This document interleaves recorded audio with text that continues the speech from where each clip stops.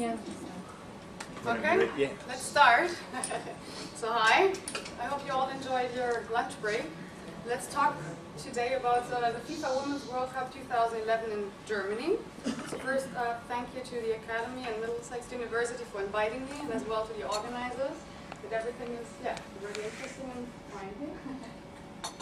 Okay, so who am I? I'm Tomorrow, and I'm from Germany.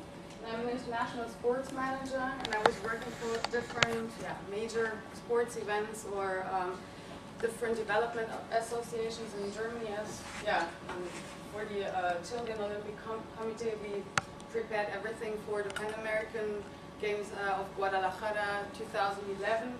Then I was one of the assistants of the president of the Women's World Cup, the organizing committee, and as well, as I just said, I was working for the development association of a football club in Germany called SC Freiburg, and then we organized different tournaments and for schools and different football clubs.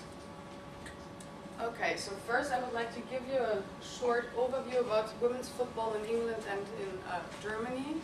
Then I will go on with the World Cup, with its beginning, the structure of an organizing committee, its milestones, and as well the goals of communication, some marketing activities, and as well as we are talking about business and sports, I can't leave the economical aspects. And for you as students, it could be interesting to work as a volunteer, for example, in a major event, and I want to show you some departments. Okay, so England has approximately 51 million inhabitants, and we have 1.4 million male football players, which are members of the Football Association, and just 42,500 female, and the same number of incorporated societies, so this means that they are part of the Football Association in England. We have 8 teams who are playing in the Premier League of the women, and in England it is the most popular team sport for women, which is quite interesting. Now, the German side, we have approximately 82 million inhabitants, and 3.8 million male soccer players are part of the German Football Association, and 1.4 million are females. It's quite interesting that we have less clubs than you have. We just have approximately 26,000 incorporated societies, and we have 12 women's football clubs in the Premier League. And in Germany it is one of the most popular team sports, sharing the top with handball and volleyball, for example. Okay, so let's start with the Women's World Cup. So in 2007 we got elected as the host country of this great event, and at the same time we introduced our president Steffi Jones. The year after we started working and opened our organizing committee office in Frankfurt, which was the headquarters of the whole organization. Then, interesting point, the Arena Germany, which is the logo over there, was introduced, as well our 3 nice ambassadors, which are former professional women's football players, and as well 11 first ladies, which consist of athletes, musicians, and actors. And those 14 people, nice ladies, were the face of the Women's World Cup, and they commercialized and advertised for this event. Then of course we had to search our host cities in Germany, because as you know, the World Cup is done in several stadiums, and there we selected 9 in all over Germany. And as well, for realizing such an event we need money, so we fixed our budget about 51 million euros, which are more or less 41.6 million pounds. And those are the entrance fees and licenses fees of our national support. Now, the structure of the organizing committee, the headquarters in Frankfurt, was the head was the executive committee, for example, the president of the German Football Association, followed by our real face, the organizing committee president Steffi Jones. Then we needed a coordinator, of course, for the operational areas, and he was the head of 4 different departments, so the host cities and stadiums.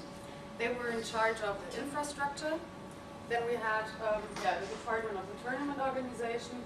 They developed a match plan, accommodation for the players, then the volunteers accreditation, and so on. As a third point, communication. This is an important tool, so we need it as well.